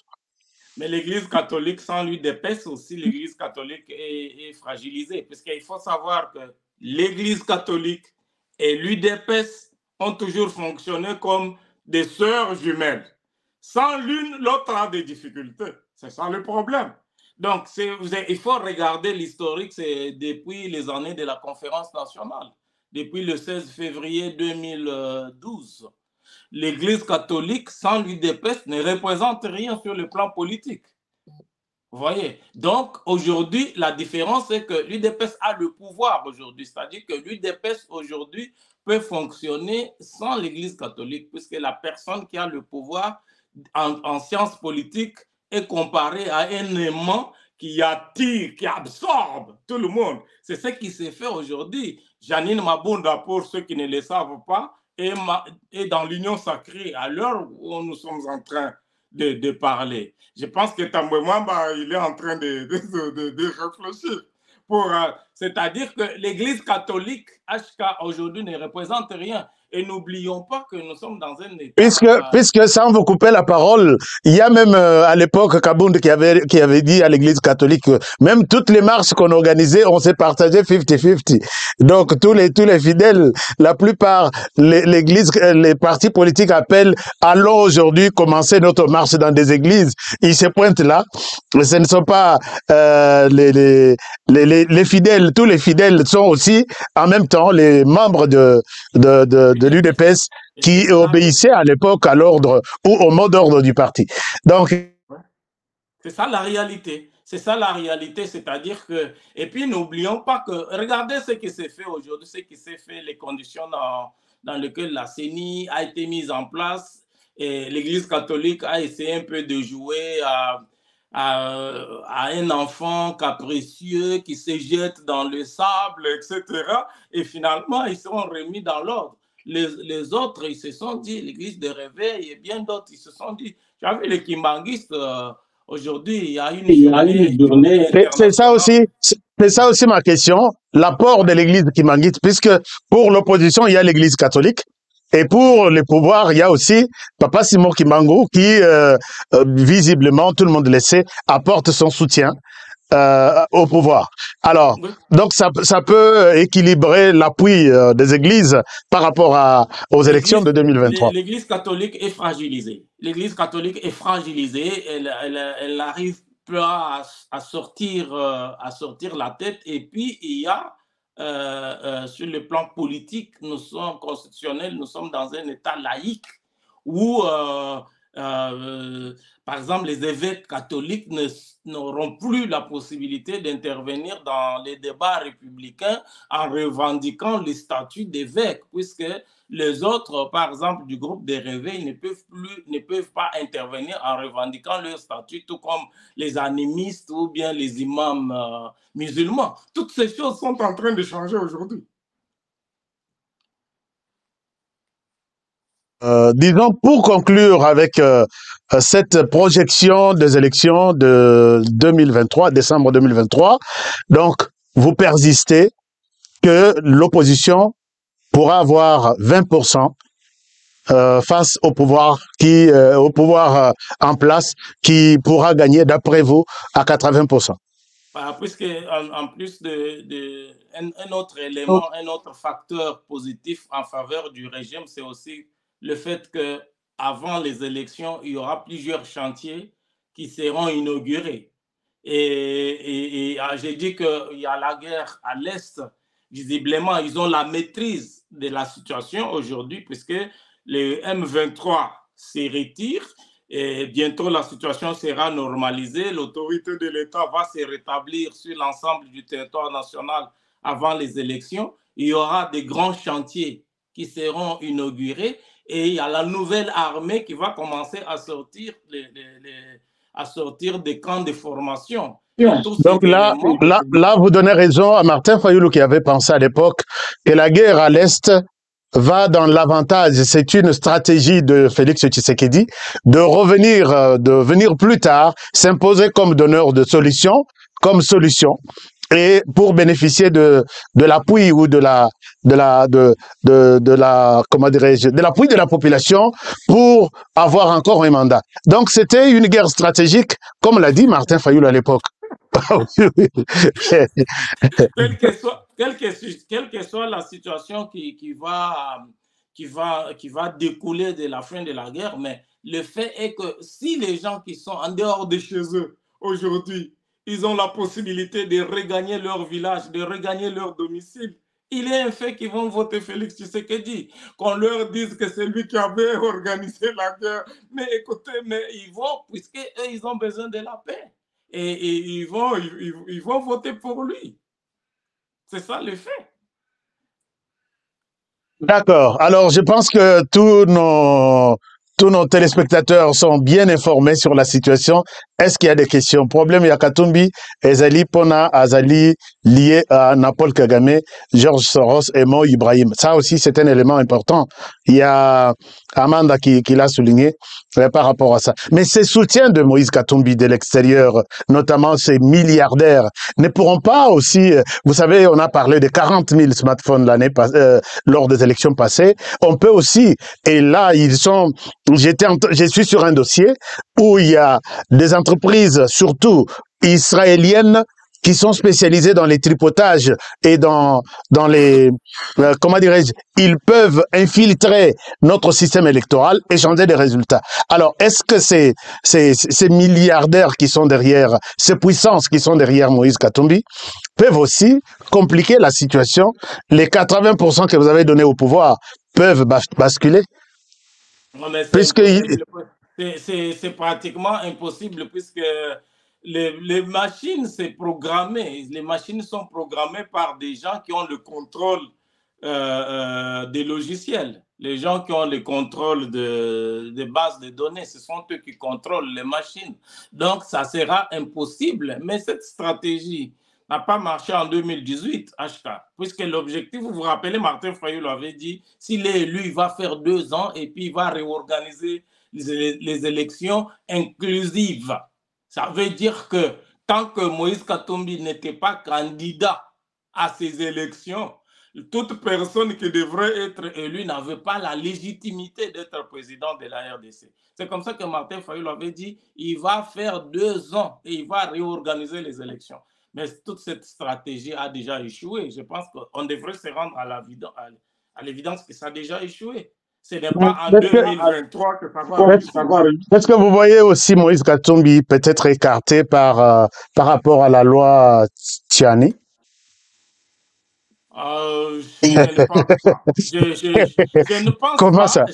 Je ne pense pas. Bon, je pense que le procès Mwangachuchu va influencer beaucoup de choses, y compris le vote des députés par rapport à cette proposition de loi. Mais personnellement, je ne suis pas dans cette perspective-là. Donc, je pense qu'on va lui donner la chance d'être candidat et pour qu'il se rende compte de son échec. Donc, vous souhaitez que cette loi soit d'abord mise dans les tiroirs et adapter ou adopter ou accepter la candidature de Moïse Katumbi à l'élection présidentielle et être battu peut-être? Non, ça dit que, la mise en œuvre d'une loi, c'est un long processus. C'est-à-dire que si elle est votée, par exemple, il faut qu'elle soit promulguée par le président de la République. Et je ne pense pas que le président va la promulguer 2 mois avant les élections. C'est-à-dire, le président pourra la promulguer après les élections de 2023, si elle est votée. C'est-à-dire, selon ma projection, Moïse Katumbi sera candidat à ces élections et il se rendra compte de son échec. Comme ça, il va oublier ses rêves une fois pour toutes. D'accord, merci beaucoup Eric Mwamba pour toute cette prophétie. On appelle ça prophétie. Félicitations, là c'est Isaac qui vous dit que vous êtes en train de prophétiser. Alors, merci beaucoup. Il y a aussi Ndeko Gustave qui dit c'est vraiment une très bonne analyse. Il y a aussi honorable Jean Moutala qui dit Fayoul auquel alors tout le monde semble être derrière votre prophétie, mais pensez-vous pas que les Occidentaux peuvent intervenir pour faire échec à Félix Tshisekedi? Ça c'est très important. Non, mais les Occidentaux, il y a beaucoup de problèmes aujourd'hui. La semaine prochaine, je serai en France. J'étais en France encore il n'y a pas longtemps. Il y a beaucoup de problèmes en Europe. Il y a les grèves tous les jours. Les Occidentaux, aujourd'hui, ils ont plus de problèmes que les Congolais. Par exemple, l'Europe, aujourd'hui, a plus de problèmes que la RDC. Donc, je serai en France la semaine prochaine. J'aimerais peut-être que HK qu'on fasse des reportages en Europe, qu'on montre. Allez-y, nous allons entrer dans les secrets de la France. Allez-y en France, on va faire une émission pour montrer. Vous dites que les problèmes qu'il y a en France maintenant, c'est plus même que ceux qui sont en RDC. Les Français ont plus de problèmes aujourd'hui, les Français et les Européens d'une manière générale. Mais quand on dit l'Occident, ce n'est pas seulement la France. L'Allemagne peut intervenir en faveur de l'opposition. La Belgique qui a toujours été aux côtés de l'opposition. Il y a aussi, vous avez vu, Monseigneur, Monsieur l'abbé Chollet à l'époque, il a dit que nous avons l'appui de plusieurs pays occidentaux. Plusieurs pays. Mais en 2018, la Sénéco avait dit qu'ils avaient 40 000, ils avaient déployé 40 000 observateurs, alors que la CENI avait accrédité 5 000 observateurs. Vous voyez, ils n'étaient même pas capables de déployer 40 000 observateurs. Et puis, il faut savoir que dans le processus électoral, les observateurs n'influent pas sur la décision, la décision de...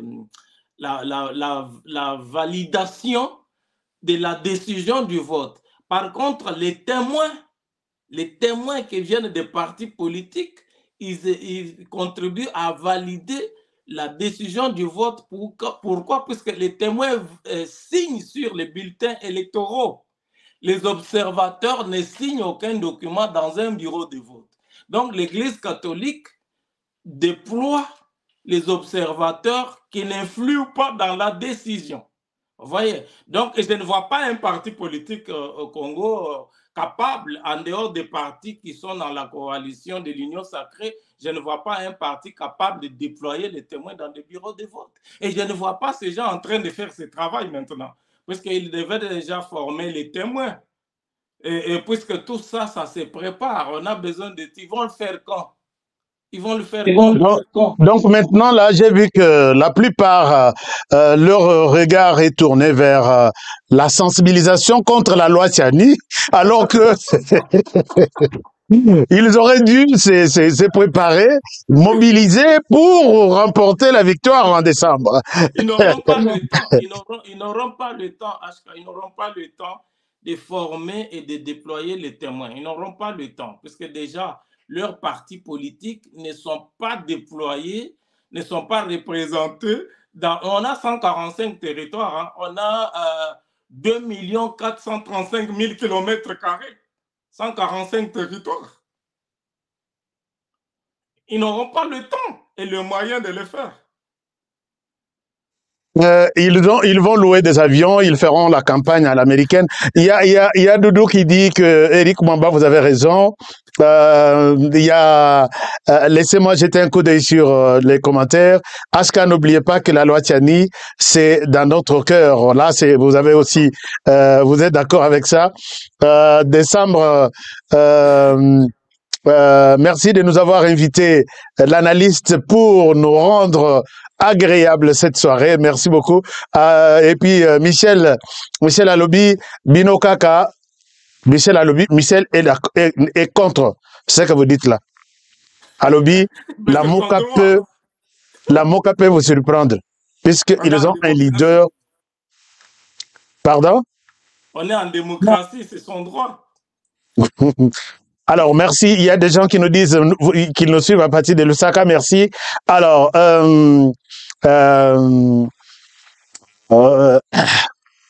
Alors, merci. Il y a beaucoup de commentaires. Alors, nous allons terminer l'émission. Est-ce que M. Eric Mwamba ne peut-il pas être invité régulièrement à vos émissions? Il est très bon. Ça, c'est qui a dit ça? Wamulumba, c'est lui qui nous dit ça. Merci beaucoup, Wamulumba. Eric est avec nous. Il sera toujours avec nous à tout moment. Est-ce qu'il y a une question à Eric? Est-ce qu'il y a une question à Eric? Quel est le poids, vous dites, quel est le poids de la diaspora dans ces élections? Est-ce que vous avez une réponse? Bon, la diaspora va voter seulement le président de la République, mais il faut reconnaître l'enrôlement. Pour cette première édition dans la diaspora, n'est pas dans de bonnes conditions. Si vous prenez par exemple les États-Unis, il fallait aller se faire enrôler seulement à Washington. Alors, les États-Unis, c'est très vaste. Donc, tout le monde n'a pas été en mesure d'aller faire enrôler. Donc, la diaspora ne représente pas grand-chose, mais c'était intéressant. C'est déjà un bon départ. Je pense qu'avec la mandature prochaine, on va bien organiser les choses de façon que la diaspora puisse jouer un véritable rôle. Il y a Panko Ziana qui dit les la bien décryptage qui toque trop. Alors merci beaucoup. Il y a alors il y a beaucoup de réactions. Suis contre les propos Moussousouya Ndeko Eric Mwamba. C'est quoi comme propos? Il dit les candidats uniques Katumbi ou Fayoulou à mon avis. Donc, entre les deux. Mais l'opposition, ils sont libres de s'organiser. Nous sommes en train de projeter. Moïse Katumbi n'est plus avec Martin Fayoulou. C'est un ensemble de façades. Moïse Katumbi ne va pas accepter de céder sa place à Martin Fayoulou, puisque lui, il considère qu'il y a plusieurs députés à l'Assemblée nationale. Il avait même, vous avez vu, il avait des ministres dans le gouvernement. Il considère qu'il a le plus grand parti. Selon lui, il a beaucoup de cadres qui coiffent l'ensemble du territoire national. Il ne va pas céder sa place à Martin Fayoulou. Et Martin Fayoulou, c'est un homme très orgueilleux, ne va pas soutenir Moïse Katumbi. Nous, on analyse, mais on va voir si leur décision va démentir nos projections. Nous allons nous incliner.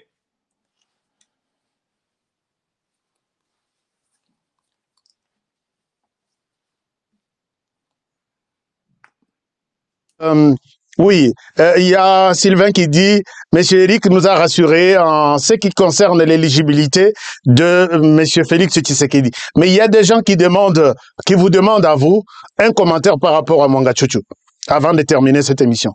Mwanga Tchouchou, c'est la boîte à Pandore. Hein? C'est la boîte à Pandore. Il y a beaucoup, grâce à ces procès, nous allons voir tous les comploteurs de la République. Il y a beaucoup de leaders congolais, y compris, j'insiste bien, au sein de la Sénéco, parmi les évêques qui complotent contre la République. Le procès Mwanga Tchouchou va les démontrer. Les gens vont défiler à la barre. Ça pourra faire tomber certaines personnes. Ça va faire tomber, faire tomber beaucoup de personnes et faire en sorte que ceux qui avaient des ambitions puissent revoir leurs ambitions à la baisse. Il y a quelqu'un qui pose la question, est-ce que M. Eric Mwamba, voyez-vous Martin Fayoulou laisser la place à Moïse Katumbi? Impossible. Comment ça? Impossible, il ne peut pas le faire. Martin Fayoulou, puisque c'est le président élu. C'est la vérité des urnes. Donc Martin Fayoulou ne pourra pas céder au profit de Moïse Katumbi. Impossible, impossible.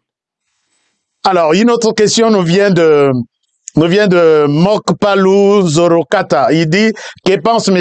Mwamba de l'irrévocabilité de la nationalité dans les choix lors des élections présidentielles? L'irrévocabilité de la nationalité, comme celui qui a déjà perdu la nationalité congolaise. Et aujourd'hui, on se bat pour retrouver tout celui qui est né en RDC, qui a des ancêtres, qui a de pères, de mères, tout ça, n'est pas gardé, donc, est censé garder sa nationalité. Oui, mais ça, le président de la République est favorable.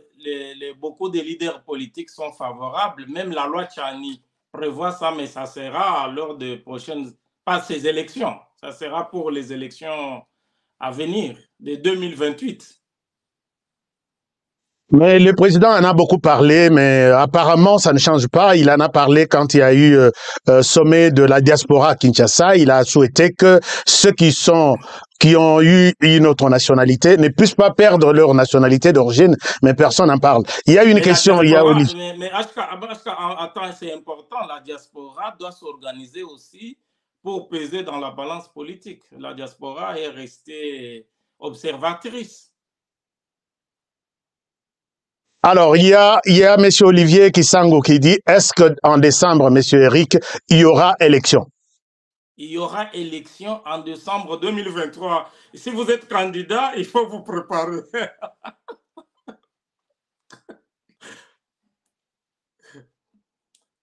Merci beaucoup. Donc, je pense que nous ne sommes pas en mesure de poser toutes les questions, mais il y a beaucoup de questions. Les Congolais posent des questions.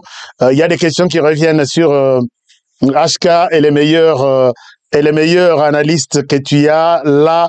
Félicitations. Merci beaucoup. Félicitations, mon frère. Nous avons fait nous avons fait ce travail pour vous. Eric Mwamba, dites-nous, que pensez-vous de l'Église catholique? Est-ce qu'ils vont accepter un bongo? Non. Monsieur Mwamba, vous pensez que tous les catholiques vont accepter un bongo? C'est ça un peu la question. Mais les catholiques, les gens de l'Union sacrée sont des catholiques aussi. C'est-à-dire que déjà, c'est déjà biaisé. C'est-à-dire que les catholiques ont toujours travaillé, comme on avait déjà dit, avec l'UDPS et alliés. C'est-à-dire que si les évêques, d'ailleurs, les évêques ne contestent pas la légitimité de Félix Tshisekedi, mais les évêques ne vont pas faire campagne officiellement en faveur d'un candidat, puisqu'ils vont jouer à l'hypocrisie qui consiste à dire qu'ils sont une église au milieu du village. Ils vont faire l'observation des élections. C'est-à-dire l'église catholique va faire l'observation des élections. L'église catholique ne va pas faire la campagne en faveur d'un candidat, puisque si l'église fait la campagne en faveur d'un candidat, l'église catholique va violer la constitution, puisque nous sommes dans un état laïque.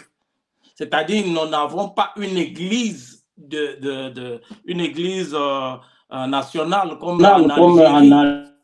comme dans les pays musulmans où vous avez la religion d'État. C'est-à-dire l'Église catholique ne peut pas faire officiellement campagne en faveur d'un candidat au risque de tomber dans la violation de la Constitution. Ils vont observer les élections.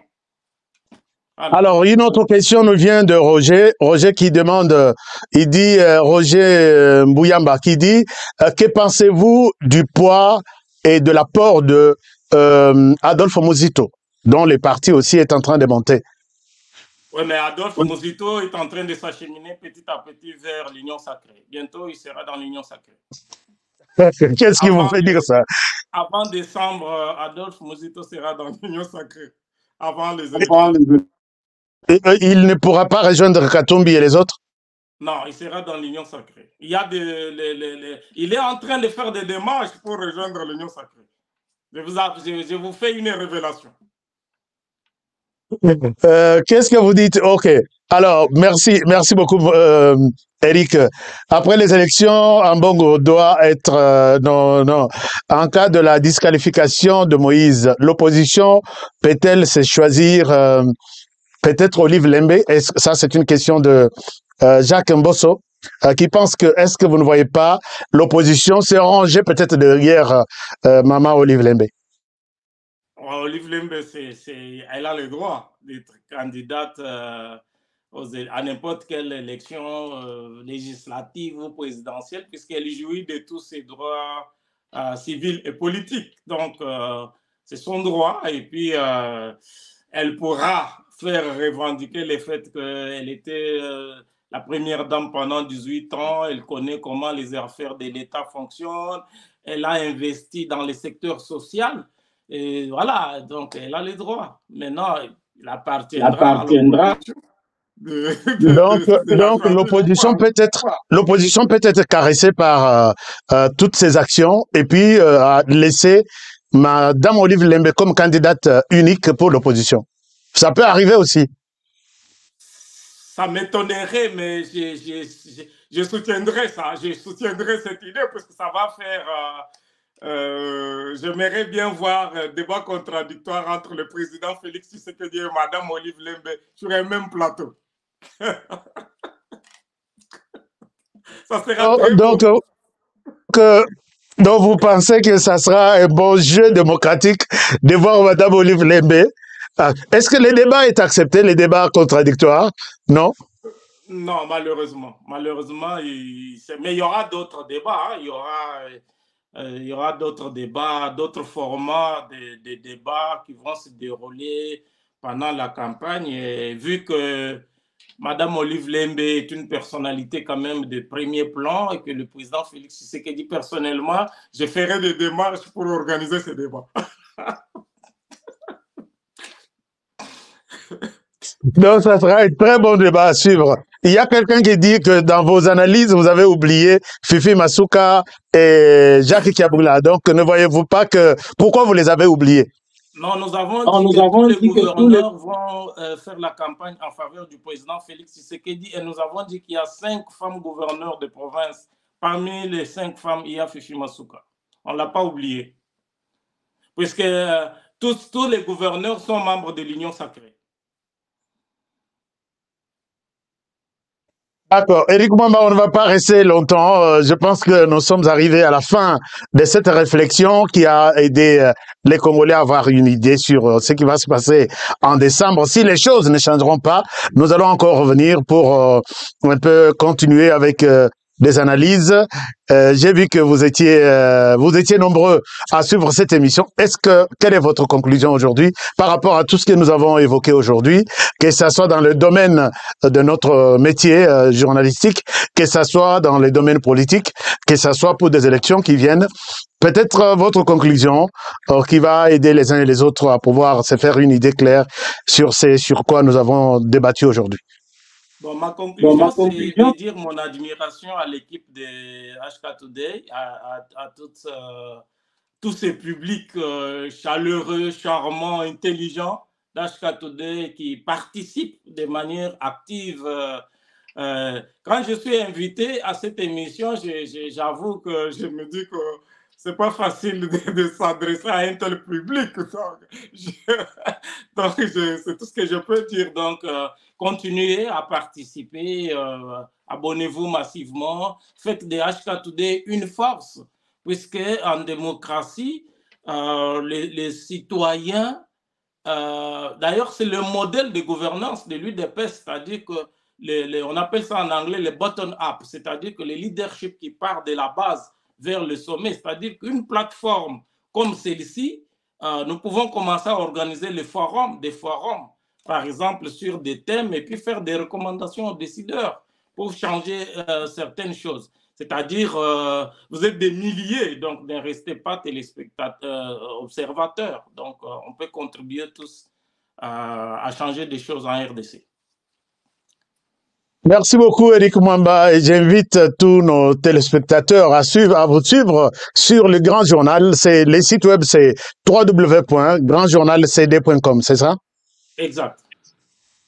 Et les prochaines enquêtes, vous allez parler de quoi? Nous sommes en train de faire une grande enquête sur les 145 territoires et d'ailleurs, nous allons vous informer sur ce que le Grand Journal est en train de faire avec ses partenaires à propos des 145 territoires dans lesquels le public de HK Today sera impliqué. Alors, merci beaucoup, Éric Mwamba, d'avoir été avec nous pour aujourd'hui. On s'arrête par là avec vous. Avec plaisir de vous retrouver dans nos prochaines émissions. Merci de votre disponibilité et bonne journée en Australie. Bonne soirée ou bonne journée. Il est 5 heures. Bonne journée, c'est le matin.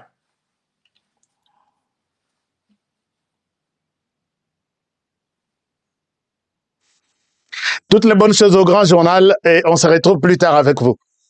Au revoir. Au revoir. Alors, chers amis, merci beaucoup. C'est la fin de cette émission que vous avez suivie avec beaucoup d'attention. Je suis content de votre interactivité et je pense que c'est toujours comme ça dans cette émission. On va se retrouver encore demain pour un nouveau numéro de votre magazine HK Today avec d'autres sujets, avec d'autres commentaires. Et vous avez compris que nous n'avons pas pris de position du genre nous sommes restés sur les faits et vous avez tiré des conclusions par rapport aux élections qui seront organisées en décembre 2023. Si les choses vont encore changer, nous reviendrons ici, chez vous, pour encore vous amener des nouveaux éléments. Alors, je vous aime bien, merci de votre fidélité et je reprends pour tous ceux qui veulent quitter du courant vers les panneaux solaires ou tous ceux qui veulent investir aux États-Unis. Vous êtes en Afrique, vous vous posez des questions, je vais acheter une maison aux États-Unis. Ou vous êtes aux États-Unis, vous voulez acheter une maison, ou vous voulez faire un business aux États-Unis, nous sommes là. Contactez-nous à ce numéro en commençant votre message par business aux États-Unis ou panneau solaire et nous sommes là, nous allons vous aider et ça sera une solution de plus ou moins 20 ans. Vous n'allez pas avoir de problème. Alors, merci. Les numéros c'est +1 385 394 1108. N'appelez pas, faites un texto, ça va nous arriver. Et nous allons revenir à vous parce qu'on a reçu beaucoup d'appels. On a du mal à vous rappeler. Mais si vous écrivez, c'est très bien, nous allons revenir à vous. Alors, je vous laisse pour aujourd'hui par là. Merci infiniment de votre fidélité. Merci du soutien que vous apportez à cette émission. Et je vous retrouve demain à la même heure et sur la même chaîne. J'ai toujours dit, protégeons la RDC. Protégeons les présidents de la République, protégeons cette émission et surtout, protégeons les présentateurs de l'émission. Que mon Dieu vous bénisse. À demain. Bonne soirée chez vous. Après le lancement de la Cité Kimia, la société Kodiasimo présente le Square VIP Kimia. Parce que nous croyons que désormais tout Congolais doit posséder une parcelle en République démocratique du Congo, Kodiasimo facilite l'accès à l'achat de votre terrain en toute sérénité et surtout en toute sécurité. Dans le Square VIP Kimia, à partir de 5 000 $, financez votre terrain, puis sa clôture, et notre équipe s'occupe de sa mise en valeur ainsi que de toutes les démarches administratives jusqu'à l'obtention de votre titre de propriété. De plus, vous avez la possibilité de construire votre maison seule ou de nous confier votre projet immobilier. Désormais, que vous soyez du Congo ou de sa diaspora, avec Kodiasimo, vous êtes à la meilleure adresse pour construire la vôtre.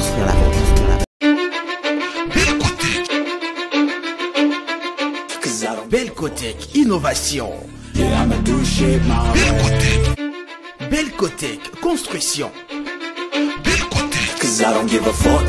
Belcotech Installation domestique et industrielle. Innovation technologique. Belcotech, c'est aussi l'installation de sanitaire. Avec Belcotech, vos installations sont garanties. Fini les incendies liés aux mauvaises installations électriques. Belcotech Construction. Belcotech, c'est la fusion parfaite entre la Belgique et le Congo RDC. Belcotech Innovation au service du peuple congolais.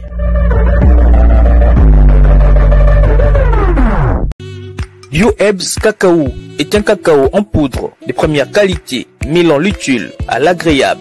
Originaire d'Afrique, les bio-cacao possèdent des propriétés médicinales et aphrodisiaques naturelles et puissantes.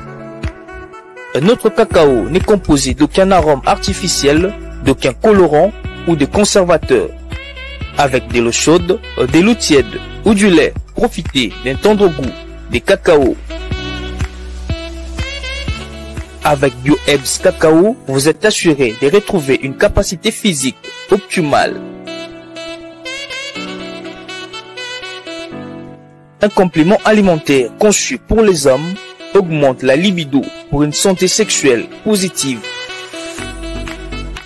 30 minutes après l'usage, vous avez des résultats positifs. C'est la première fois que j'ai goûté à un complément alimentaire sain, propre, bio, sans produits chimiques et ça aucun effet secondaire et qui fait des merveilles. Tout ce qui est écrit pour ce produit est vrai. Bienfait pour le cœur et la morale, lutte contre l'hypertension et le diabète. En tant que médecin, je vous conseille d'utiliser. Et pour devenir distributeur, écrivez-nous sur gemsociety1@gmail.com. Nous sommes en Europe, aux États-Unis, au Canada.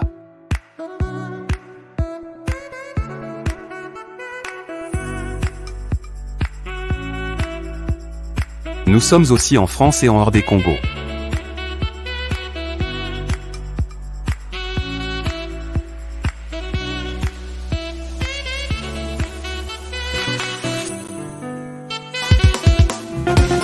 Nelson Yanzila, Coco Yazuka Moka. Oui. Aska Today.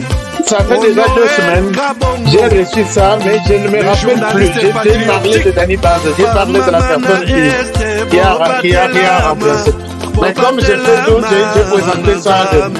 Je dois revoir encore son nom, puisque j'ai présenté chaque personne sur l'écran. Alors, mais peut-être c'est la personne là qui t'a contacté, qui dit, mais c'est monsieur connaît Eric Mwamba, je pense. Attends, je vais voir dans la présentation que j'avais faite. Je vais voir qui a remplacé. Denis Massissi, Luboya Kashama. Motema pasi bana bunagana Zambe alola abatela bino Zambe Constant Dima Beta Matusa FARDC l'équipe à Makassi la police nationale Mama yo Chier Mama Christian Chiwewe les Djene patriotique Kembo Kembo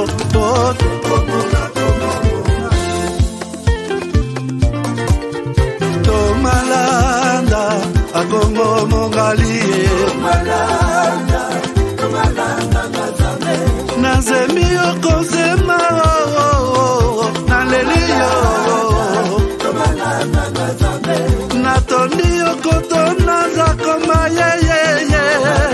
Papa Nangaye Basusu bakanisa kanzoto eza kotonga Boye bakalokuta Eboma kanzoto Naleliyo bolingo ya papa Papa batela zoto yango ezali te pelo ya molimo monsanto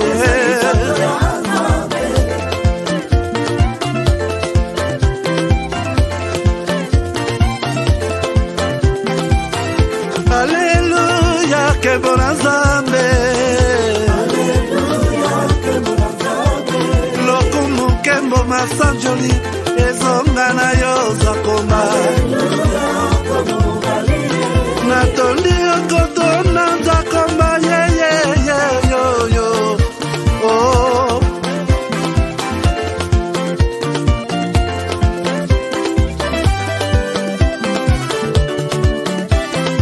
Alleluia Nzambe na Kongo Nzambe na nguya atonda na bolingo Yonde monsatu etokumisio Moko na Kongo Atonda bolingo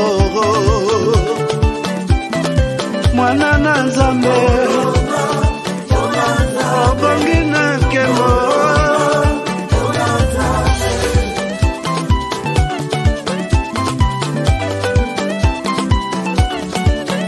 Mwana Nzambe Imbila na Nzambe Mwana Nzambe Bina na Nzambe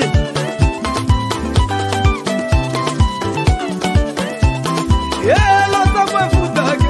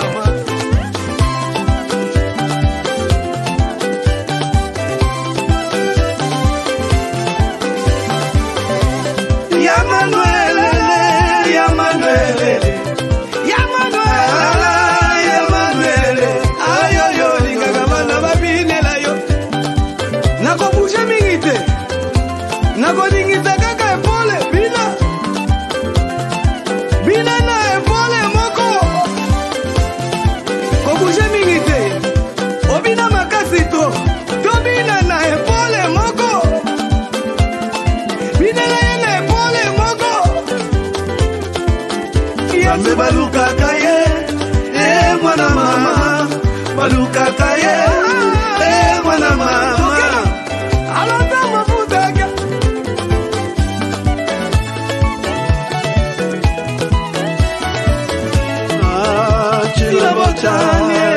chilabotani zambi wani ukalanga tuimalelo